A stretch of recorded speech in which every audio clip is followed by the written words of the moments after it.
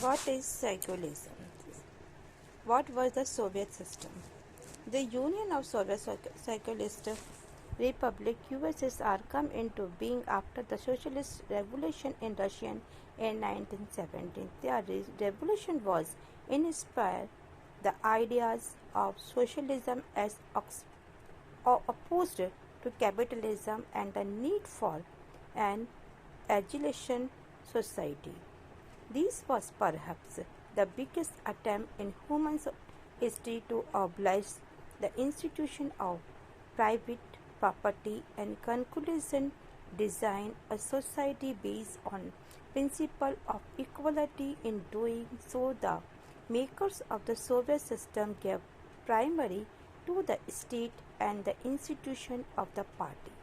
The Soviet political system centered around the Communist Party, and no other political party or opposition was allowed. The economy was planned and controlled by the state.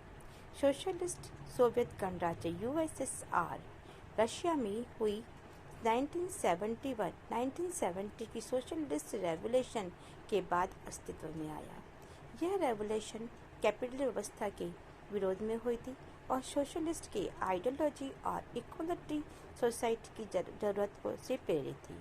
ये human history में private property की संस्था को समाप्त करने और socialist की को समानता के सिद्धांत पर सचेत रूप से रचने की सबसे बड़ी एक कोशिश थी। ऐसा करने में यूएसएसआर के मेकर्स ने स्टेट और पार्टी की संस्था को प्राथमिकता इम्पोर्टेंस दी। सोवियत पॉलिटिकल सिस्टम की धुरी कम्युनिस्ट पार्टी थी। इसमें किसी अन्य पॉलिटिकल पार्टी या अपोजिशन के लिए कोई जगह नहीं थी। तो इकोनॉमी सिस्टम और स्टेट में इकोनॉमी सिस्टम प्लानिंग के अकॉर्डिंग स्टेट के कंट्रोल में थी। After the second world war the east European country that the Soviet army had liberated from the fascist and force come under the control of the USSR. The political and the economic system of all these countries were moderate. After the USSR, this group is countries was called the Second World or the Socialist Bloc. The Warsaw Pact, a military alliance, held them together. The USSR was the leader of the bloc. Now, Second World War के बाद में east Europe और east Europe की countries USSR की अंकुश में आ गए और Soviet military ने इन्हें फासिस्ट पावर्स के चुगल से फ्री कराया। इन सभी कंट्री की पॉलिटिकल और सोशल सिस्टम में सोवियत संघ की समाजवादी सोशलिस्ट के तर्ज पर ढाला गया था। इन्हें ही सोशलिस्ट ब्लॉक के देश या दूसरी वर्ल्ड सोशलिस्ट ब्लॉक के कंट्री या फिर अदर कंट्री या दूसरी दुनिया कहा जाता है। इस ब्लॉक का नेता या इसका लीडर सोशलिस्ट यूएसएसआर था। The Soviet Union became a great power after the Second World War. The Soviet economy then more developed than the rest of the world, except for the US. It had a complex communication network, vast energy resources including oil, iron and steel. Second world war के बाद में USSR एक power के रूप में उभरकर सामने आया। अमेरिका को छोड़ दे तो यूएसएसआर की इकोनॉमी शेष वर्ल्ड की तुलना में कहीं ज़्यादा डेवलप थी। तो यूएसएसआर की कम्युनिकेशन सिस्टम भी बहुत अच्छा था। उसके पास बहुत सारे ऐसे एनर्जेटिक रिसोर्सेज थे जिसमें आयरन और ऑयल और स्टील जैसे मशीनरी प्रोडक्शन को शामिल किया गया था।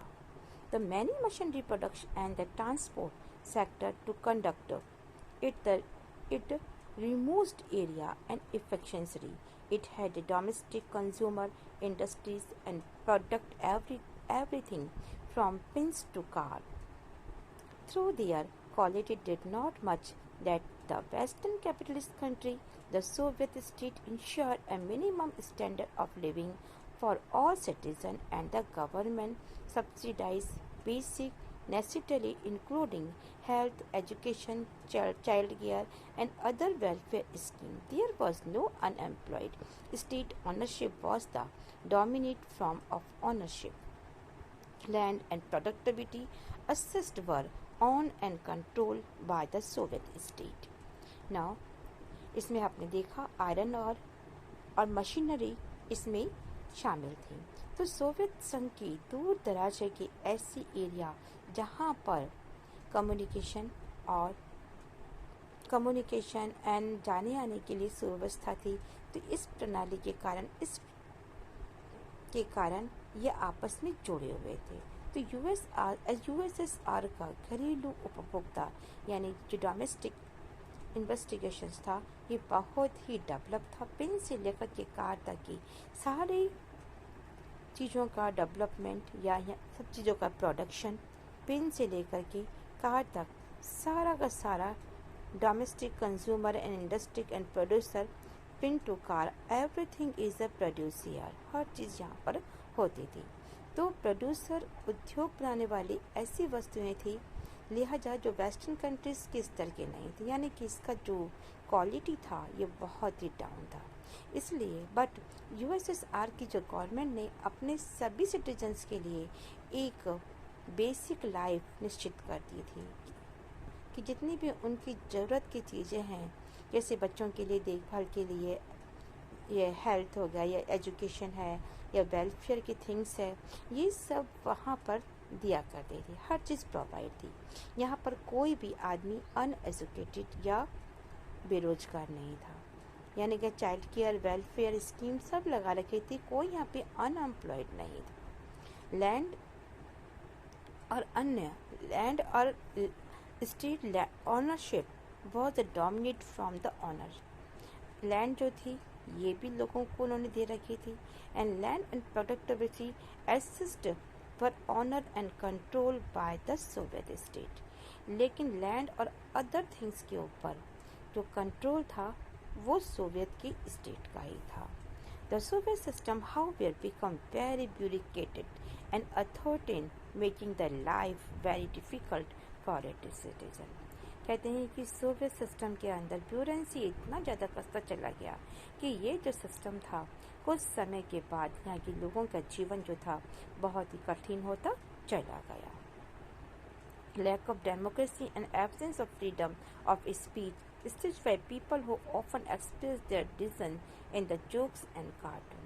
यहाँ के लोगों ने अपनी बात को बताने के लिए, एक्सप्रेस करने के लिए यहाँ पे किसी प्रकार का कोई फ्रीडम नहीं होने के कारण लोग अपनी बात को चुटकुलों के द्वारा या फिर कार्टून के द्वारा अभिव्यक्त करते थे, उसको एक्सप्रेस करते थे। तो most of the institutions of the Soviet state need reform. The only party system and represented by the Communist Party of the Soviet Common, the tight control all over the institution and was unaccountable to the people. The party refused to recognize the urge of people in the 15 different republic and the form of the Soviet Union to manage their affair through on the paper. Russia was only one of the 15 republics that together constituted the USSR in reality, Russian dominate everything, and people from their other region left and neglect and often supposed। अभी कहते हैं कि यहाँ पर अपनी बात को बताने के लिए लोग चुटकुले और कार्टून का यूज़ करते थे, उसके द्वारा वो उसको अभिव्यक्त करते थे। तो यूएसएसआर की अधिकांश ऐसे इंस्टीट्यूशन थे जहाँ पर सुधार करने की या रिफॉर्म करने की बहुत अधिक ज़रूरत थी। तो सोवियत संघ के एक दल या फिर कम्युनिस्ट पार्टी का उस समय एक ही दल का रूलिंग पार्टी थी और वो पार्टी थी कम्युनिस्ट पार्टी। तो इस पार्टी की सभी संस्थाओं के ऊपर गहरा कंट्रोल था और यह दल डीपली कंट्रोल होने के कारण यह पार्टी जनता के प्रति जवाबदेह या आंसरेबल नहीं थी। तो जनता ने अपनी कल्चर को और बाकी सभी मामलों में साज समाज और अपने आप के लिए 15 रिपब्लिक को आपस में मिला करके यूएसएसआर बनाया था, यानी 15 कंट्री मिलकर के यूएसएसआर बने हैं।